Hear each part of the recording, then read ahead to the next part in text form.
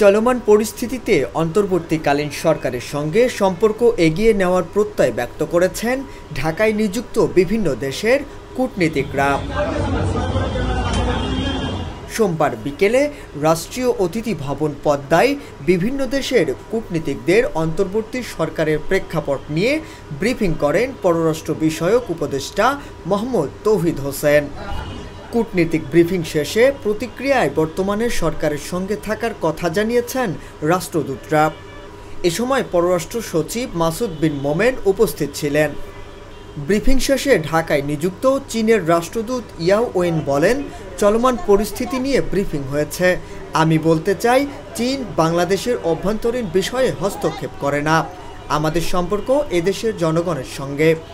এখন যে সম্পর্ক আছে আমরা ভিন্ন উচ্চতায় নিয়ে যেতে চাই।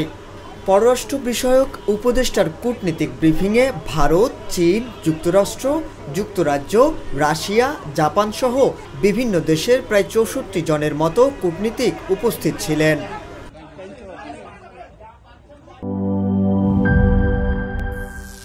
করিম চাচা, আপনার প্রিয় মানুষদের কখনো বিপদে ফেলতে চাইবেন না স্যার। তাহলে আমাদের বিপদে রাখা কি ঠিক হচ্ছে? এজন্যই বিজলি কেবলস সবচেয়ে ভালো ও নিরাপদ।